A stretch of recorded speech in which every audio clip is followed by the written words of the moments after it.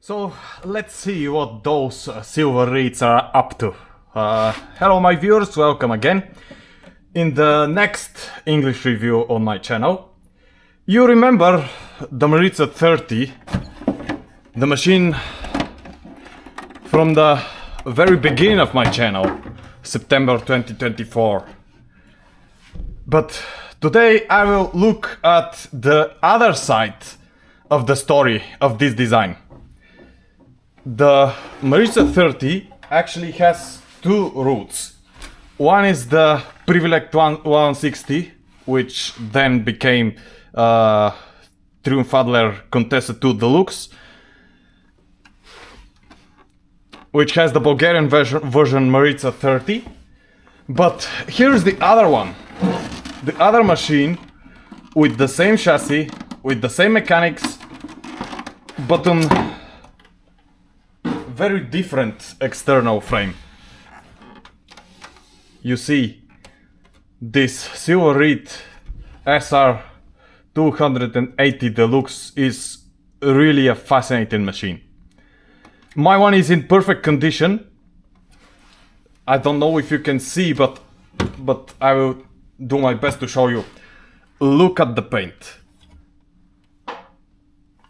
Everything here, everything on this machine is in absolutely excellent condition. You can see all the beautiful, all from the beautiful look of this excellent Japanese machine made by Silver Seiko. The serial number is 11 33 98 8908.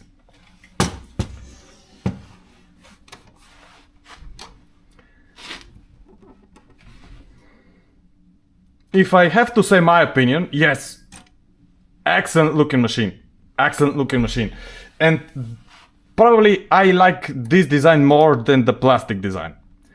It's not about that this plastic is not in good shape or it's not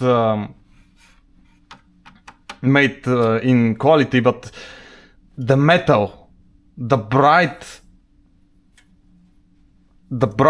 angles, the shiny new paint. I think this machine looks like it's never been used before. That's why it was not so cheap. It was expensive, but I really wanted to have it in my collection. You know, Silver Reed has many machines with different models based on the same external frame. They have gray colored, orange colored. They have really big variety of colors on this machine.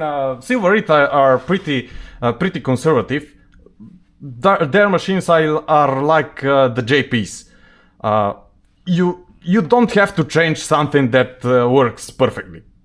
You don't have to change something that looks perfectly, that functions perfectly. That is the greatness of these generations of Japanese absolute classics, I should say. Everything on the carriage is the same. This is the paper release lever, the carriage release lever, the margins, the paper support. This is the line spacing selector. The lever folds like on the Maritza 30.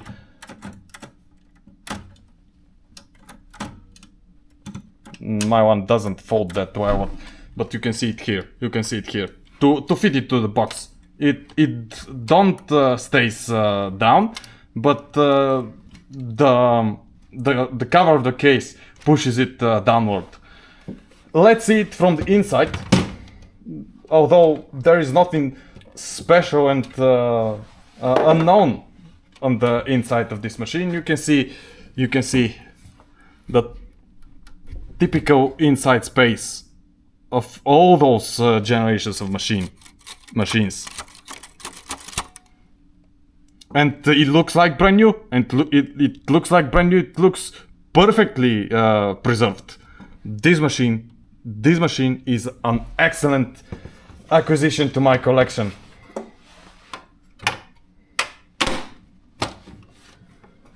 So let's move this Maritza 30 aside to head into the twin sister, or probably twin brother of this silver reed design. It has a twin brother. My one don't look that well, but otherwise it's a perfectly functional machine.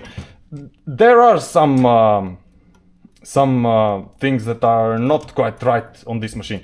The spring, you can see the spring that pushes the lever upward. It's probably broken because the spring stays down, the lever stays down. It's not normal. It's not normal to be like this. This is our Xerti standard. I call it the set face standard. You can see this here. Also the rubber parts on the cover are missing, so the cover is moving left and right, back and forth. It's also bent here. But other than that, this machine is perfectly functional. It supports color ribbon like the silver reed. Everything is the same. The same carriage and the same way of lifting the carriage up. You can see this design with not full carriage lift, only the front side of the carriage lifts. The back side stays static.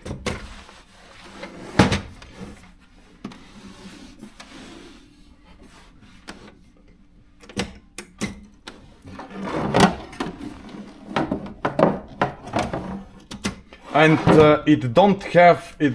this machine don't have the repeat spacer. You can see the repeat spacer here, but there is no repeat spacer on the Royal 200.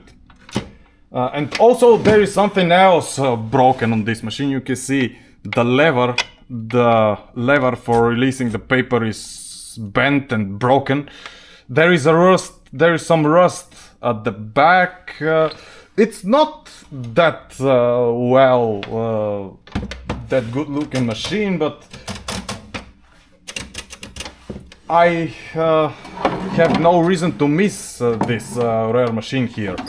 And now I will head into the other almost twin of the silver reed design, which is actually the same machine, but with something, some new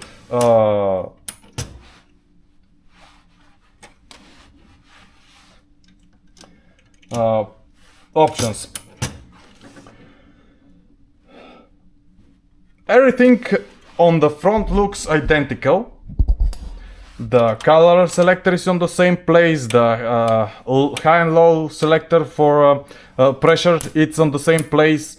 The keyboard, this keyboard should be like the one on the Royal 200, but this machine is interesting. I bought this machine with this silly keyboard, but this keyboard has been replaced. These are keys from the Bulgarians Maritza 11, 13, 22 and 23, which are copies of the German production line of the Privileg. the madams and the princess 100, princess 300, and so on. I will show you these machines later this year. They are next in line after the Japanese machines. The main difference between this here are the full carriage lift design. You can see on the Royal 203 there is a full carriage lift design, not like on the Silver Reeds, on this Silver Reed and the Maritza 30, which is a copy of Privilege 160. Something else differently? No.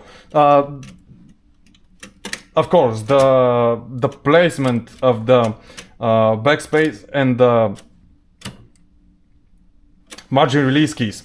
The margin release on the Silver Reed is on the left, here is on the right, and the backspace is on the left. The tabulation is on the same place. Let's see the levers here on the carriage. The margins look a little different. The paper support is the same. There is the lever for paper release, which is the back position. The back position is released. The front position is tight. This is the carriage release lever. The bar. This is the line spacing regulator. This is the big lever. This spring is all right here, and you can see the factory plate at the back, which is very important.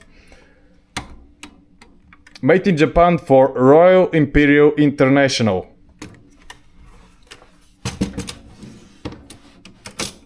This is an excellent machine in every of its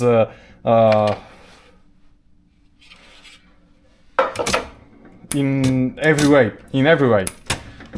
Also, the rubber seals here on the places where the cover clicks on the body are in place. They are not lost or dismantled like on the Royal 200. And it is on Cyrillic, so it was a very big pleasure to type on this machine for me. I will say both of them are excellent machines. I wish for the Royal 200 to be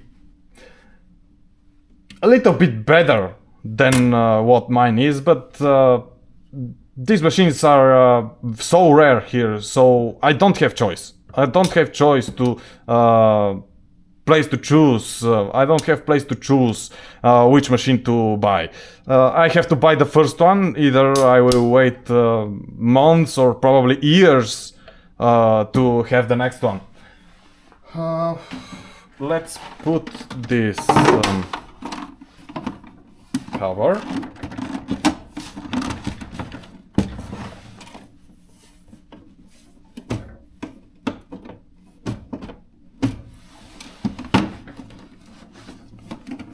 Oh no, this is the cover from the Silver Reed. The brown cover was from the Row 203. Let's move the Silver Reed aside also to show you the electric one. The electric one in this big case here.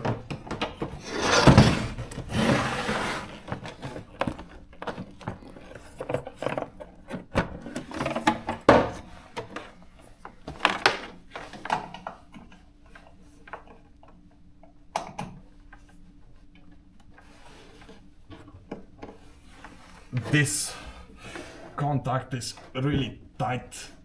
I will use the other one. There it is.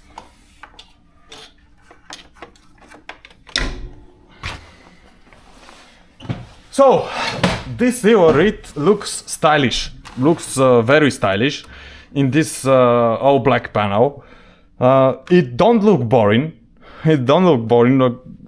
Especially for me, I don't like boring machines, but this one really isn't boring.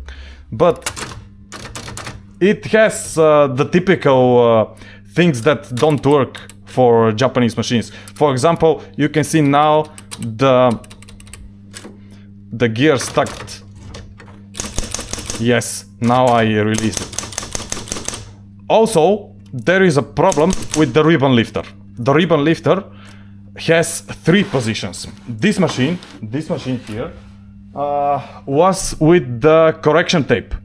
With the correction tape, I think I probably have one nearby.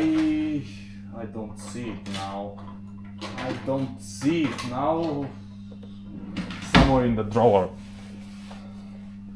The correction tape, the correction ribbon tape is the low part of the low half of the tape is the correction tape. The upper part is the black tape. I removed my original correction tape, which is so dry that it cannot type anything. But there is another problem. There is another problem. The spools are turning, but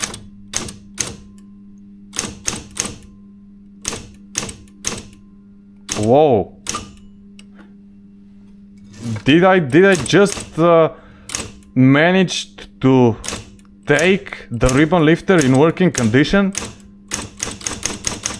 This is interesting. There are 3 positions here. I will try my best to show you the 3 positions. This is the upper position, the black position. This is the ribbon lifter off position, and this is the correction tape. This is the correction tape. You can see.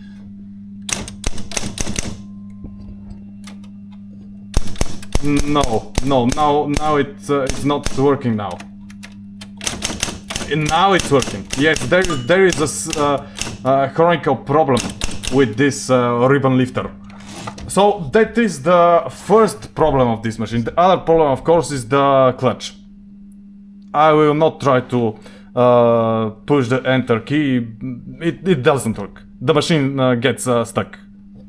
The typical problem of the Japanese machines. But other than that, everything is functional. Everything is functional. Now the ribbon lifter also is functional. The basket works well. The margins, the bell, you can hear the bell. It works.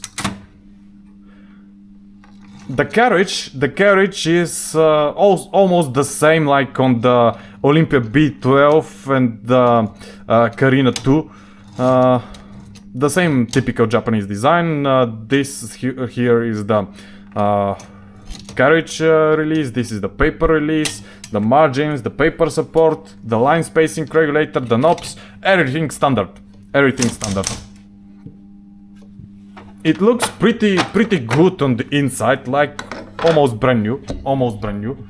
It is well preserved. I really like the way this machine looks. I really like it.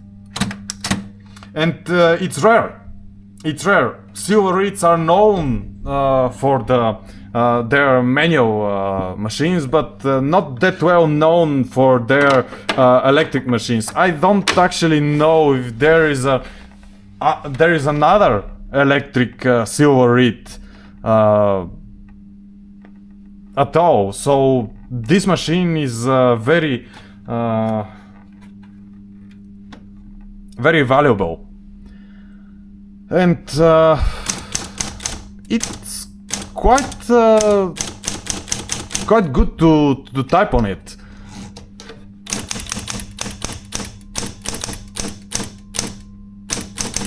Despite the problems and the Latin keyboard, I was quite pleased to type on this machine for the typing test. It has the QWERTY standard, so everything like on the computer keyboard. Nothing different than that, and easy to type. So I think I covered all for those machines.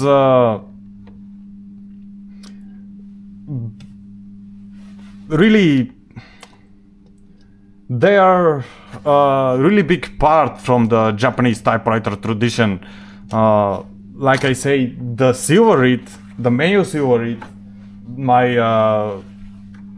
280 SR Deluxe, it's in perfect condition, and these machines can look really good, really good. And just like the way we all kind of wish to remember the Japanese production, simple machines, simple stuff that works really well.